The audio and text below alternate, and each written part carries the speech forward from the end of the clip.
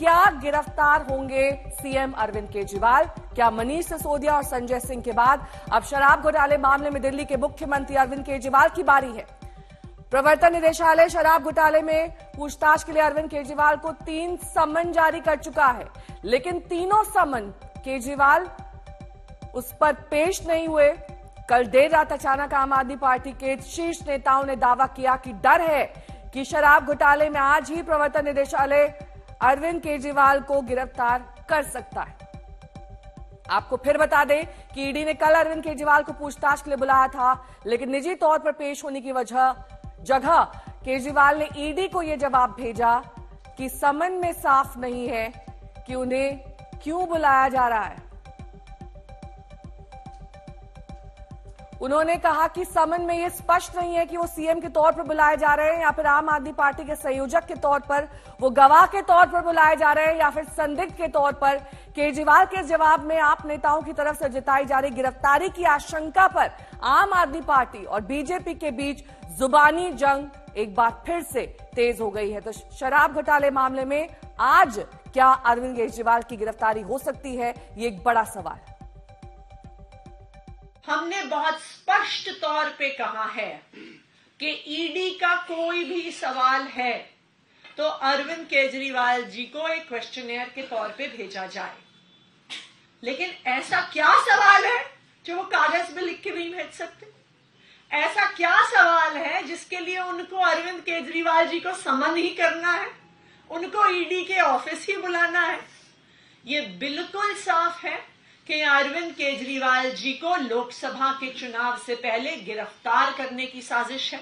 निश्चित तौर पर जो लोग राजनीति में आने से पहले ईमानदारी की दुहाई देते थे, आज सबसे बड़ी बेईमान पार्टी आम आदमी पार्टी बनी है, जिनके एक नहीं अनेक मंत्री जेल में है, उप मुख्यमंत्री जेल में है। अब मुख्यमंत्री भ्रष्टाचार के मामले में ईडी के समन को बार बार नकार के हाजिर नहीं हो रहे हैं। इससे स्पष्ट दिखता है कि कहीं ना कहीं दाल में कुछ काला है, या तो पूरी दाल ही काली नजर आती है। सुशांत मेहरा मेरे सहयोगी जुड़ गए हैं तमाम जानकारी के साथ। सुशांत, ये जो छापेमारी होगी उनके घर पर, ये एक प्रोसीजरल कार्रवाई है या फिर जिस तरह से आप आरोप लगा रही है कि द्वेष की भावना से ये सब कुछ किया जा रहा है? देखिए नेका, मैं आपको बता दूं, ये प्रोसीजरल कार्रवाई होती है। 3 संबंध जो है वो मुख्यमंत्री अरविंद केजरीवाल को दिए गए हैं कि तीनों पर आपको पेश होना है और अपने जो सवाल हैं ईडी के, उनके जवाब जो है वो और मुख्यमंत्री अरविंद केजरीवाल ईडी दफ्तर आकर के दे।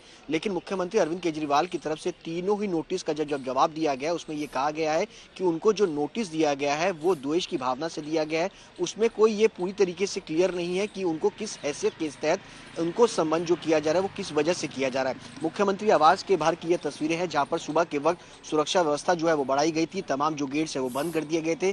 दरअसल मुख्यमंत्री अरविंद केजरीवाल की तरफ से जो नोटिस का जवाब दिया गया उसमें कहा गया है कि किस हैसियत से उनको यहाँ पर बुलाया जा रहा है, या वो इस पूरे मामले के अंदर लिप्त है तो उसका जवाब जो है नोटिस में लिख दिया जाए। क्या उनको पार्टी के संयोजक की हैसियत से बुलाया जा रहा है, क्या वो मुख्य आरोपी है उसकी हैसियत से बुलाया जा रहा है, किस हैसियत से उनको यहाँ पर बुलाया जाए, इसका जवाब पहले ईडी जो है वो दे। उस नोटिस के आधार पर ही मुख्यमंत्री अपना जवाब जो है वो देंगे। 3 नोटिस जो है वो दिए गए हैं और इसके बाद आज कल देर रात को मुख्यमंत्री अरविंद केजरीवाल की के जो मंत्री हैं, खास तौर पर सरकार के जो मंत्री हैं आतिशी, और उनकी तरफ से ये ट्वीट किया गया, पार्टी के नेताओं की तरफ से ये ट्वीट किया गया कि मुख्यमंत्री अरविंद केजरीवाल की गिरफ्तारी जो है वो कल हो सकती है। ईडी जो है वो रेड करने आ सकती है कुछ जो उनके सोर्सेज की तरफ से। लेकिन इसी के मद्देनजर सुरक्षा व्यवस्था जो है वो बढ़ाई गई, दोनों तरफ पुलिस की घेराबंदी जो है वो की गई। पार्टी दफ्तर पे भी कार्यकर्ता जो है वो पहुंचने शुरू हुए, लीडर्स पहुंचने शुरू हुए, लेकिन अभी फिलहाल ईडी की तरफ से कोई कार्रवाई यहां पर होती हुई नजर नहीं आई है। लेकिन हो सकता है कि आने वाले दिनों के अंदर ईडी भी जो है वो कार्रवाई करती हुई नजर आए, क्योंकि 3 नोटिस का जवाब अब तक दिल्ली के मुख्यमंत्री जो आम आदमी पार्टी के संयोजक है उनकी तरफ से नहीं दिया गया है। जब तक उनके नोटिस का जवाब जो ईडी के सवालों का जवाब मुख्यमंत्री अरविंद केजरीवाल नहीं देंगे तो जाहिर तौर पर ईडी जो है उनके घर पर जरूर पहुंचेगी और उनसे सवाल जवाब जो है वो कर सकती है। ठीक है, लौटूंगी मैं आपके पास। तो अगर अरविंद केजरीवाल की गिरफ्तारी हुई तो वो आम आदमी पार्टी के चौथे शीर्ष नेता होंगे जिनकी गिरफ्तारी होगी, जो किसी घोटाले में सलाखों के पीछे जाएंगे। इससे पहले शराब घोटाले में मनीष सिसोदिया और संजय सिंह जेल जा चुके हैं, जबकि मनी लॉन्ड्रिंग मामले में सत्येंद्र जैन सलाखों के पीछे हैं। लेकिन आपको यह भी बता दें कि अरविंद केजरीवाल ने ईडी की कार्रवाई को लेकर अब तक बहुत कुछ कहा है। क्या उन्होंने पहले कहा है, ये सुनिए। केजरीवाल को तो गिरफ्तार कर लोगे, हजारों लाखों करोड़ों केजरीवालों को कैसे गिरफ्तार करोगे जो पूरे देश में फैल गए? ये हमें गिरफ्तार कर ले कोई फर्क नहीं पड़ता, केजरीवाल जेल जाने से नहीं डरता। मेरी प्रधानमंत्री जी से हाथ जोड़ के विनती है, ये एक एक करके जेल में डालने की बजाय आप आम आदमी पार्टी के हम सभी मंत्रियों और सभी एमएलए को एक साथ जेल में डाल दीजिए। सारी जांच एजेंसीज को बोल दीजिए कि एक साथ सारी जांच कर ले। आप एक एक मंत्री को गिरफ्तार करते हो, इससे जनता के कामों में बाधा होती है। तो कल जब ईडी का समन अरविंद केजरीवाल को पेश किया गया तो वो नहीं पहुंचे। उनका ये कहना था कि किस हैसियत से उन्हें बुलाया जा रहा है। बहुत सारी ऐसी डिटेल्स हैं जो उन्होंने मांगी। उन्होंने कहा कि ये गैर कानूनी समन है, ईडी का समन पूरी तरीके से ठीक नहीं बताया उन्होंने, और अपने पक्ष में बहुत सारे ऐसे तर्क दिए जिसकी वजह से उन्होंने कहा कि मैं पेश नहीं होऊंगा। सुशांत बेहरा मेरे सहयोगी जुड़ गए हैं तमाम जानकारी के साथ। सुशांत, अब एक के बाद एक ये तर्क देना और इसे आम आदमी पार्टी का नेशनल एजेंडा बना देना, इससे तो केजरीवाल ईडी की लाठी से नहीं बच पाएंगे। अब आगे उनकी स्ट्रैटेजी, उनकी रणनीति क्या रह सकती है?